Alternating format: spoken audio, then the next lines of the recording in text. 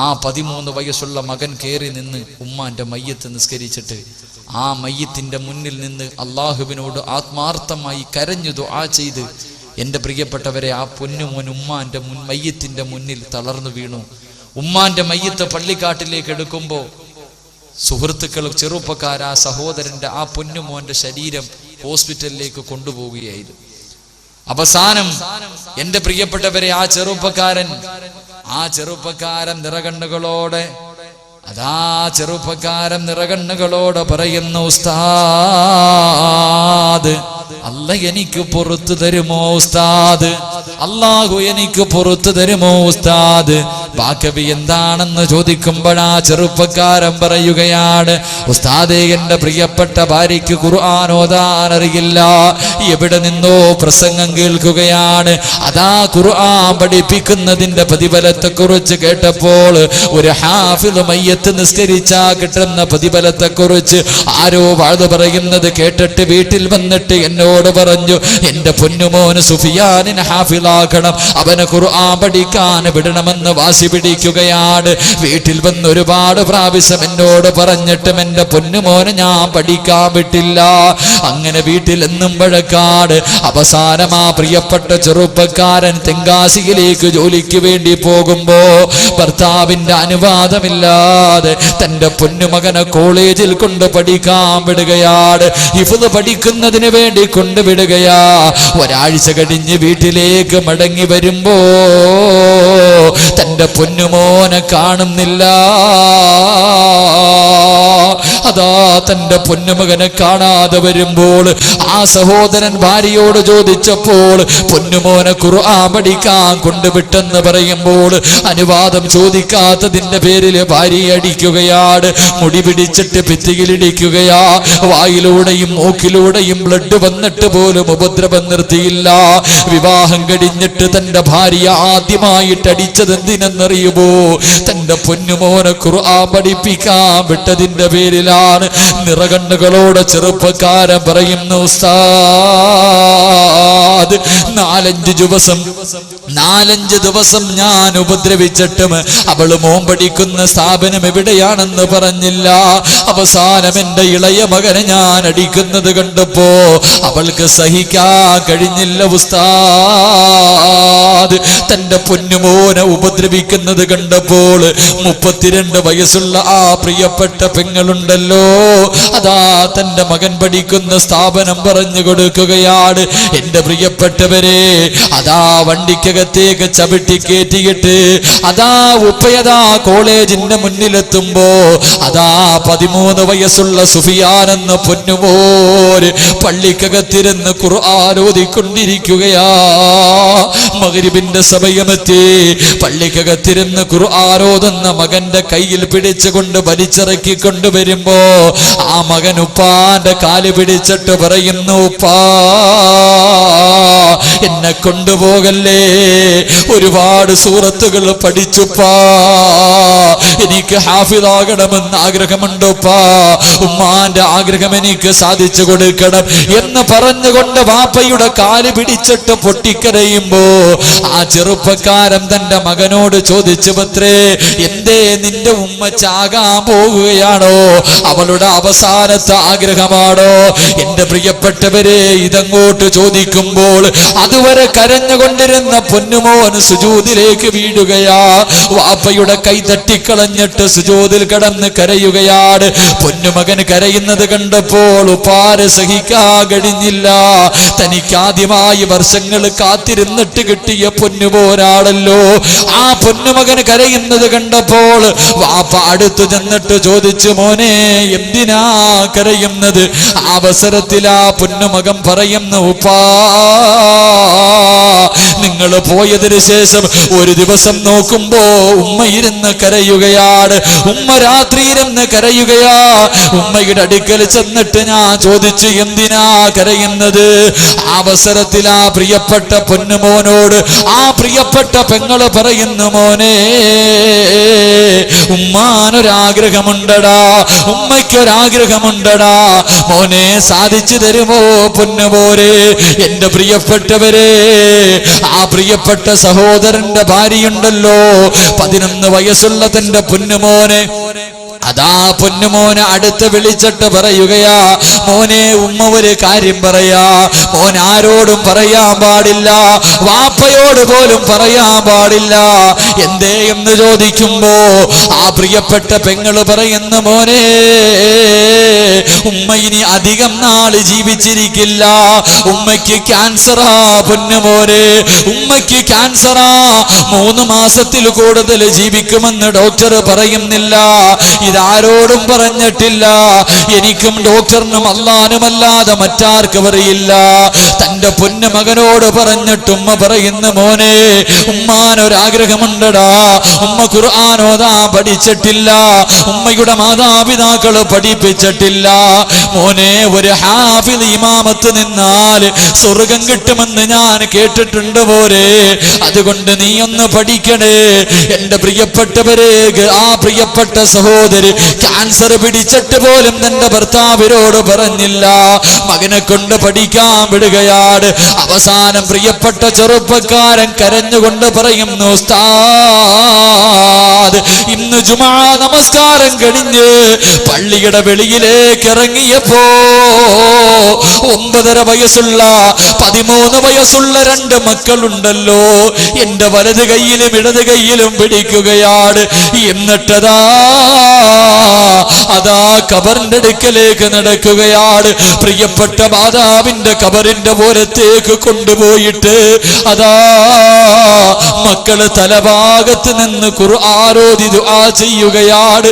എന്റെ പ്രിയപ്പെട്ടവരെ, 13 വയസ്സുള്ള പൊന്നുപോരുണ്ടല്ലോ, 13 വയസ്സുള്ള പൊന്നുപോരുണ്ടല്ലോ, ഈ 7 ദിവസം കൊണ്ട് 4 ഖത്തമാ ഓതി തീർത്തത് ഒന്ന് ചിന്തിച്ചിട്ടുണ്ടോ? ഒരാഴ്ച കൊണ്ട് ഓതി തീർക്കാൻ ബുദ്ധിമുട്ടാ, പക്ഷേ ഉമ്മായിക്ക് വേണ്ടി രാപ്പകലുകൾ ഇരുന്നിട്ട് 4 ദിവസം കൊണ്ട് 7 ദിവസം കൊണ്ട് 4 ഖത്തം ഓതി തീർത്തിരിക്കുകയാ. അല്ലാഹുവേ, എന്തൊരു ഭാഗ്യമെന്നറിയുമോ? ഇളയ മകനുണ്ടല്ലോ, 9.5 വയസ്സാണ് ആ പൊന്നുപോലുള്ളത്, അവൻ ഉമ്മാന്റെ കബറിലേക്ക് 1 ഖത്തം ഓതിയിരിക്കുകയാ. 5 ഖത്തം ഉമ്മാന്റെ കബറിലേക്ക് കൊണ്ടുവച്ച് ദുആ ചെയ്യുകയാണ്. എന്റെ പ്രിയമുള്ളവരെ, അവസാനം ആ വീട്ടിൽ നിന്ന് വെളിയിലേക്ക് ഇറങ്ങിയിട്ട് വാഹനത്തിലേക്ക് കേറാൻ പോകുമ്പോ അതാ ഇർഫാൻ എന്ന് പറയുന്ന ഒരു പൊന്നുമോനുണ്ടല്ലോ, ഒരു ചെറിയ പയ്യൻ അടുത്തേക്ക് വരികയാണ്. എന്നിട്ട് പറയുന്നു, ഉസ്താദേ ദുആ ചെയ്യണേ, എല്ലാ മജ്‌ലിസിലും ദുആ ചെയ്യണേ. തമാശ എന്ന രീതിയിൽ ചോദിച്ചു, എന്താണടാ നിന്റെ ആഗ്രഹം, എന്താണ് ദുആ ചെയ്യേണ്ടതെന്ന് ചോദിക്കുമ്പോ എന്റെ പ്രിയപ്പെട്ട ഉപ്പാ, ഒരു 9.5 വയസ്സുള്ള ഒരു പൊന്നുപോൽ, ഒരു 9.5 വയസ്സുള്ള പൊന്നുപോൽ 10, 20, 30 വയസ്സായിട്ട് നിനക്ക് പോലും ചിന്തിക്കാൻ കഴിയാത്തതാണ്. ആ പൊന്നുമകൻ പറയുന്നു, ഉസ്താദ് എന്റെ ഉമ്മാന്റെ മയ്യത്ത് നിസ്കരിച്ചതിക്കയാണ്, എന്റെ ഉമ്മയുടെ മയ്യത്ത് നിസ്കരിച്ചതിക്കയാണ്.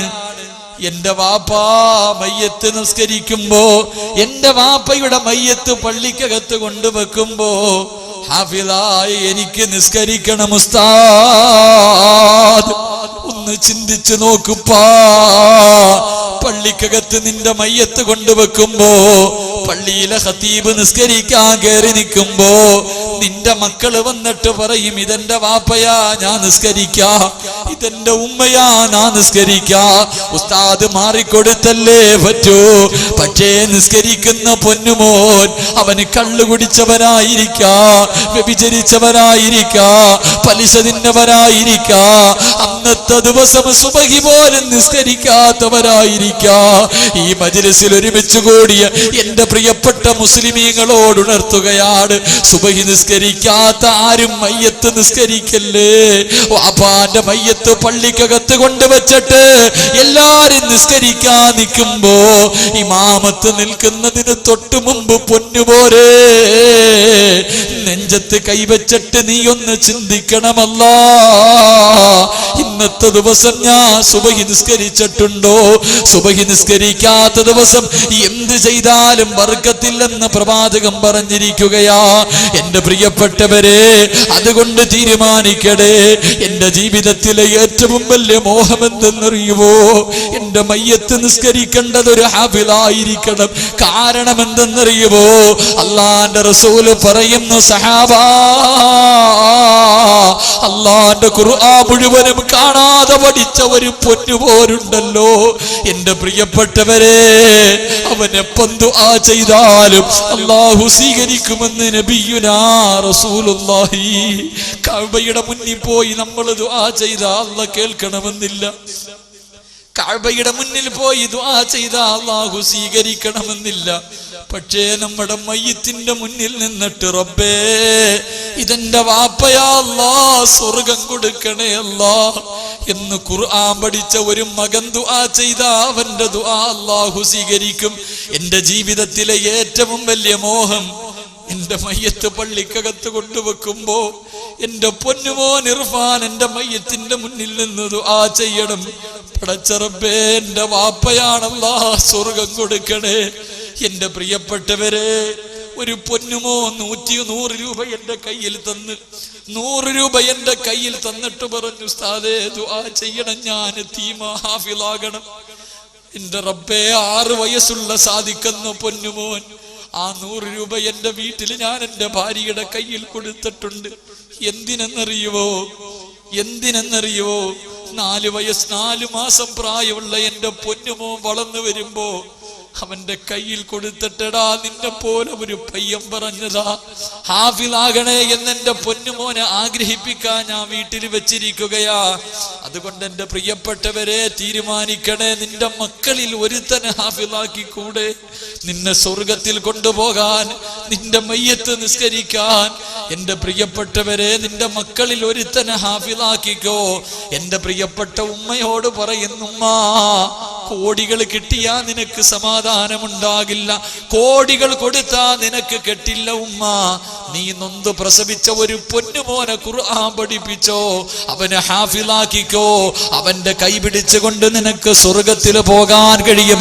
അതുകൊണ്ട് ഈ പാതിരാത്രിയുടെ നിശബ്ദതയിൽ ഈ സ്കൂൾ ഗ്രൗണ്ടിൽ ഒരുമിച്ച് കൂടി എന്റെ പ്രിയപ്പെട്ടവരോട് പറയട്ടെ, ഈ മജ്‌ലിസിലിരുന്ന് തീരുമാനിച്ചോ, നിനക്ക് പടച്ചവൻ തന്ന മക്കളിൽ ഒരുത്തനെയെങ്കിലും ഹാഫിളാക്കാൻ അർഹമുർ റഹീമായ അല്ലാഹ് ഈ മജ്‌ലിസിലിരുന്നു കൊണ്ട് അല്ലാഹുവേ മക്കളെ ഹാഫിളാക്കണമെന്ന് ആരെല്ലാം നിയത്ത് ചെയ്യുന്നുണ്ടോ, അവരുടെ മക്കളിൽ ഒരുത്തരെയെങ്കിലും നീ ഹാഫിളാക്കണേ അല്ലാഹ്, ഹാഫിളാക്കണേ അല്ലാഹ്, ഹാഫിളാക്കണേ റബ്ബേ. എന്റെ പ്രിയമുള്ളവരെ, നാളെ സുബഹിന്റെ സമയത്ത് എഴുന്നേൽക്കുകയാണ്. എല്ലാവരും പള്ളിയുടെ മിനാരത്തിൽ നിന്ന് അസ്സലാത്തു ഖൈറും മിനന്നൗം വാങ്ങിന്റെ ധ്വനിയങ്ങ് കേൾക്കുകയാണ്. ഈ മജ്‌ലിസിൽ ഒരുമിച്ച് കൂടി ആണുങ്ങൾ മുഴുവനും പള്ളിയിലേക്ക് കടന്നു ചെല്ലുകയാ. സഹോദരിമാര് മുഴുവനും മുസല്ലയിലേക്ക് ഒതുവെടുത്തിട്ട് കയറുകയാണ്. ഒതുവെടുക്കുമ്പോ വൃത്തിയായി സമാധാനത്തോടുകൂടി ഒതുവെടുക്കണം. നാളെ ഒതുവെടുക്കുമ്പോ എന്റെ പ്രിയപ്പെട്ടവർ, മഗ്‌രിബിന്റെയൊക്കെ സമയത്ത് നോക്കിയാ കാണാം, പള്ളിക്കകത്ത് ഇമാമ അവസാനത്തെ തഹയ്യാത്തിലിരിക്കുമ്പോ ചിലരിങ്ങോട്ട് ഓടി കയറി വരും. ഇവൻ ഒതുവെടുക്കുമ്പോ കൈ കഴുകുന്നതൊക്കെ ഒന്ന് കാണണം. ഹൗദിനകത്തിട്ടൊരു 3 മുക്കല ഇങ്ങനെ ഇങ്ങനെ കോരി കഴുകാൻ സമയമില്ലാത്തത് കാരണം കാണുന്ന നമ്മൾ എത്രയോ കാണുന്നിട്ട് തലയൊക്കെ ഇങ്ങനെ എന്തോ ആക്കിയിട്ട് ഓടുക. എന്റെ പ്രിയപ്പെട്ടവരെ, സമാധാനത്തോടുകൂടി ഒളുവെടുക്കണം. എന്നിട്ട് മുസല്ലയിൽ കയറി നിന്നിട്ട് സ്വന്തം ശരീരത്ത് നോക്കണം, ധരിച്ചിരിക്കുന്ന വസ്ത്രം ഹലാലാണോ ഹറാമാണോ. ഹറാമാണെങ്കിൽ അത് മാറ്റണം, എന്നിട്ട് ഹലാലായ വസ്ത്രം ധരിക്കണം. എന്നിട്ട് എന്റെ പ്രിയപ്പെട്ട ഉപ്പാ, നാളത്തെ സുബഹി നമസ്കാരം എങ്ങനെയാ നിസ്കരിക്കേണ്ടതെന്നറിയുമോ? എത്രയോ വർഷം കൊണ്ട് പള്ളിക്കകത്ത് പോയിട്ട് നീ നേരെ നിന്ന് നിസ്കരിക്കുകയാ. കഅബയുടെ മുന്നിലേക്ക് നിന്നാണ് നിസ്കരിക്കുന്നത്. ഹാത്തിമുൽ അസം റളിയല്ലാഹു തആല അൻഹു പറയുകയാ, നാളെ എങ്ങനെയാ സുബഹി നമസ്കരിക്കേണ്ടതെന്നറിയുമോ? ഈ പാതിരാത്രിയുടെ നിശബ്ദതയിൽ ഈ മജ്‌ലിസിലേക്ക് ഒരുമിച്ച് കൂടിയവരെ, നാളെ സുബഹി നിസ്കരിക്കുമ്പോ നീ എവിടെയാ നിൽക്കുന്നതെന്ന് ഓർക്കണം. അല്ലാഹുവിന്റെ പ്രവാചകൻ പറയുകയാണ്, ലക്ഷക്കണക്കിന് കിലോമീറ്ററുകൾക്കപ്പുറത്ത് കിടക്കുന്ന പരിശുദ്ധ കഅബാലയമുണ്ടല്ലോ, ആ കഅബയുടെ മുന്നിൽ പോയി ഒരു മനുഷ്യൻ ആദ്യമായിട്ട് എന്ത് ചോദിച്ചാലും പടച്ചവൻ തരാമെന്ന് പറഞ്ഞ കഅബയുണ്ടല്ലോ, അല്ലാഹുവിന്റെ റസൂല് തന്റെ നെഞ്ച് ചേർത്ത് വെച്ച് കരഞ്ഞ കഅബയുണ്ടല്ലോ. അല്ലാഹുവിന്റെ റസൂല് പറയുന്ന സഹാബാ, ആ കഅബയെ കണ്ടുകൊണ്ട് നിസ്കരിക്കടേ. നാളെ സുബഹി നിസ്കരിക്കുമ്പോ നിന്റെ കണ്ണിന്റെ മുന്നിലേക്ക് കഅബ കടന്നു വരണം.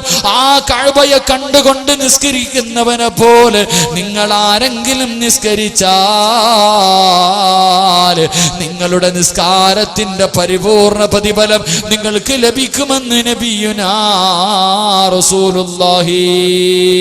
അല്ലാഹുവിന്റെ റസൂല് പറയുകയാ, നാളെ നിസ്കരിക്കുമ്പോ കഅബ നിന്റെ മുന്നിലേക്ക് കടന്നു വരണം. രണ്ടാമത്തെ കണ്ടീഷൻ എന്തെന്നറിയുമോ? എന്റെ പ്രിയപ്പെട്ട ചെറുപ്പക്കാരാ, ഇമാം കൈകെട്ടുന്നതിന് മുമ്പ്, നിയ്യത്ത് ചെയ്യുന്നതിന് മുമ്പ്, എന്റെ പൊന്നുമോനെ വലതുഭാഗത്തേക്കൊന്ന് തിരിഞ്ഞു നോക്കടാ, വലതുഭാഗത്തേക്കൊന്ന് തിരിഞ്ഞു നോക്കടാ. ഒരു കണ്ണും കാണാത്ത, ഒരു ഹൃദയവും ചിന്തിക്കാത്ത പടച്ചവന്റെ അനുഗ്രഹങ്ങൾ കൊണ്ട് നിറച്ച സ്വർഗമുണ്ടല്ലോ. ലഹും ജന്നാത്തിൻ തജ്രീ മിൻ തഹ്തിഹൽ അൻഹാർ, പാലരുവികളും തേനരുവികളും ഒഴുകുന്ന അല്ലാഹുവിന്റെ സ്വർഗമുണ്ടല്ലോ.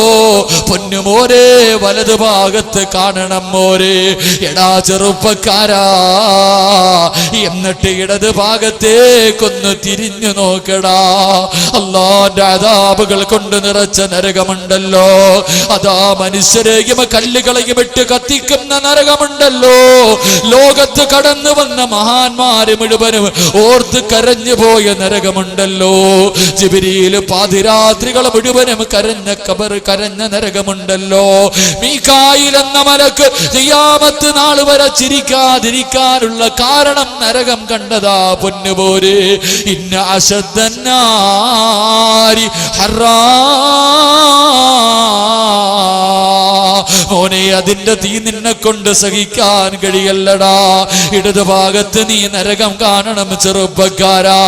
എന്നിട്ട് മനസ്സിൽ ചിന്തിക്കണമല്ലാ, പടച്ച റബ്ബേ, എന്റെ നിസ്കാരം ശരിയായാല്, എന്റെ നിസ്കാരം ശരിയായാൽ റബ്ബേ, ഈ കാണുന്ന സ്വർഗം എനിക്കുള്ളതാ. ഇത് കണ്ടു മരിക്കാൻ കഴിയുമല്ലാ.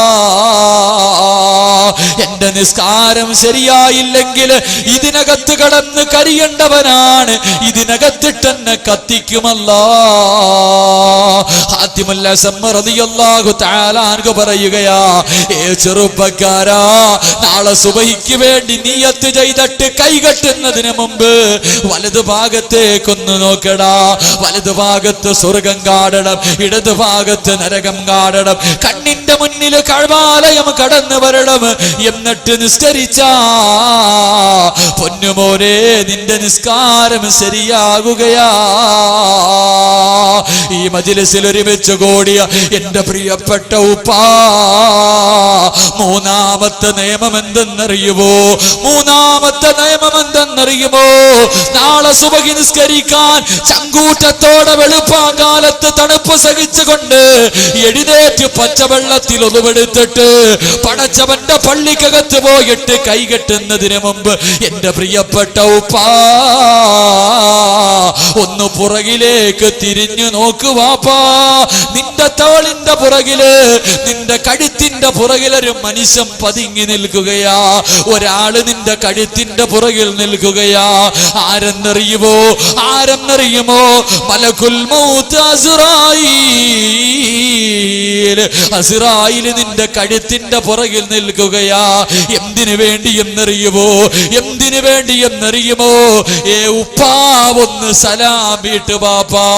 ഇടതുഭാഗത്തേക്ക് നീ ഒന്ന് സലാം വീട്ടിക്കഴിഞ്ഞാ നിന്റെ റൂഹിനെ കൊണ്ടുപോകാൻ കാത്തു നിൽക്കുകയാ.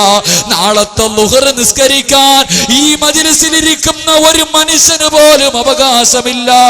നാളെ ളുഹറിന്റെ സമയത്ത് ഇവിടത്തെ പള്ളിക്കകത്ത് 3 കഷ്ടം തുണിയിൽ പൊതിഞ്ഞിട്ട് നിന്റെ മയ്യത്ത് കൊണ്ട് വെക്കും ബാപ്പാ. അതുകൊണ്ട് നാളെ സുബഹിക്ക് കൈകെട്ടുമ്പോ ഒന്ന് തിരിഞ്ഞു നോക്കണേ. നിന്റെ കഴുത്തിന്റെ പുറകിൽ അസ്റായീലിനെ കാണണം. ആരെങ്കിലും അസ്റായീലിനെ കണ്ട് നിസ്കരിച്ചാ അവന്റെ നമസ്കാരം കണ്ടിട്ട് ശൈത്താൻ പോലും കരയുമെന്ന് മഹാന്മാര് പഠിപ്പിക്കുമ്പോ 4ാമത്തെ നിയമം എന്തെന്നറിയുമോ? എന്റെ പ്രിയപ്പെട്ട ഉമ്മ, കാലിനടിയിലേക്കൊന്ന് നോക്കുമ്മ. എവിടെയാ നിൽക്കുന്നതെന്നറിയുമോ? പൊന്നുമോളെ, നിന്റെ മുടിയെടുത്തിട്ട് 7ആയിട്ട് മുറിച്ചിട്ട് അതിലൊരു കഷ്ടം എങ്ങനെ ഇരിക്കുമോ അതുപോലെയുള്ള ഒരു വസ്തു കൊണ്ടാ പടച്ചവന് സിറാത്ത് എന്ന് പറഞ്ഞ് നരകത്തിന്റെ മുകളിലൂടെ വലിച്ചു കെട്ടിയിരിക്കുന്ന പാലമുണ്ടല്ലോ. ആ പാലം ഇരുൾ മൂടിയതാ. ആ പാലത്തിൽ നിന്ന് നരകത്തിലേക്ക് വീണുപോയാൽ രക്ഷപ്പെടാൻ കഴിയില്ല ഉമ്മ. അതുകൊണ്ട് നിൽക്കുന്നത് എവിടെയാ? സിറാത്ത് പാലത്തിന്റെ മുകളിലാ നിൽക്കുന്നത്. 5ാമത്തെ കണ്ടീഷൻ എന്തെന്നറിയുമോ? 5ാമത്തെ കണ്ടീഷൻ എന്തെന്നറിയുമോ? ആത്തിമുൽ അസം റളിയല്ലാഹു തആല പറയുകയാ, പൊന്നുമക്കളെ, ജീവിതത്തിലെ അവസാനത്തെ നല്ല കാര്യം നാളത്തെ 2 റക്അത്ത് സുബഹി നിസ്കാരം നിന്റെ ജീവിതത്തിലെ അവസാനത്തെ നല്ല കാര്യമാ. പിന്നെ ഒരു അൽഹംദുലില്ലാ പറയാന്, ഒരു സുബ്ഹാനല്ലാഹ് പറയാന്, ഒരു അല്ലാഹു അക്ബർ പറയാന് പൊന്നുമോനെ നിനക്ക് സമയമില്ലടാ. നിന്റെ ജീവിതത്തിലെ അവസാനത്തെ നല്ല കാര്യം നാളത്തെ സുബഹിയാണ് ഉപ്പാ. അതുകൊണ്ട് ഈ 5 കാര്യങ്ങൾ അനുസരിച്ച് ആരെങ്കിലും നിസ്കരിച്ചാൽ അവന്റെ നമസ്കാരത്തിന്റെ പരിപൂർണ പ്രതിഫലം അവന് ലഭിക്കുമെന്ന് നബിയുനാ റസൂലുള്ളാഹി സല്ലല്ലാഹു.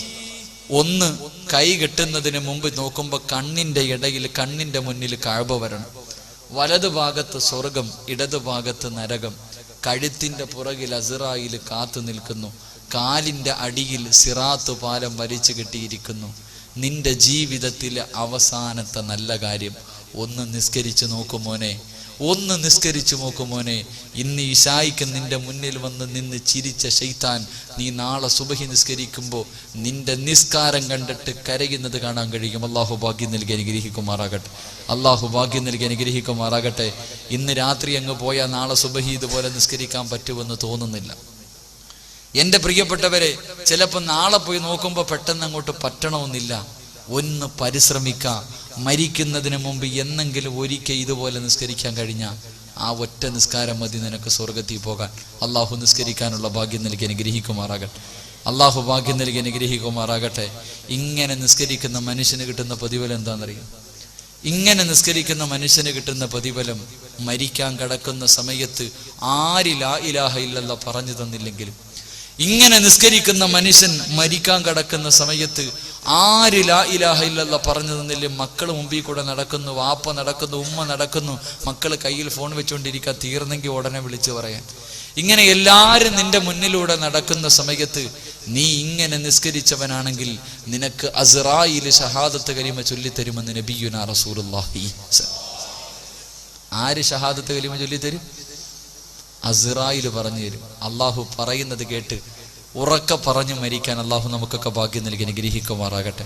ഇവിടെ വന്നിട്ട് ഒന്നും തരാതെ പോയാൽ എനിക്ക് ഉറക്കം വരൂല. എന്തായാലും ഇപ്പൊ ഒരു സഹോദരി എഴുതി തന്നു, ഉസ്താദെ കടങ്ങൾ മാറാൻ വേണ്ടി ദുആ ചെയ്യാൻ. ഇൻഷാ അല്ലാഹ് കടക്കാരായി മരിക്കാതിരിക്കാൻ, കടമുള്ളവരുടെ കടം മാറാൻ 2 കാര്യം ചെയ്താൽ മതി. അള്ളാഹു ചെയ്യാനുള്ള ഭാഗ്യം നൽകി അനുഗ്രഹിക്കുമാറാകും.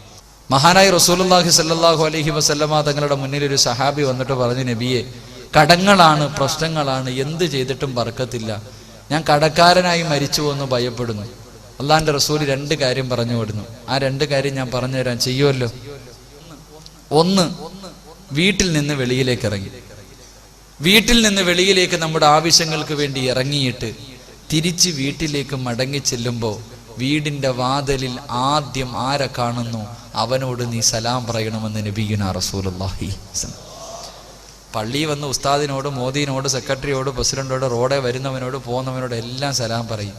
ഇന്ന് വരെ വീട്ടിൽ പോയിട്ട് വീടിന്റെ വാതിൽ ചിലപ്പം ഭാര്യയായിരിക്കും, അല്ലെങ്കിൽ മകനായിരിക്കും, അല്ലെങ്കിൽ വാപ്പയായിരിക്കും, സലാം പറയുന്ന എത്ര പേര് ഈ മജ്‌ലിസിലുണ്ടെന്ന് സ്വന്തം ഒന്ന് ആലോചിച്ച് നോക്കാം.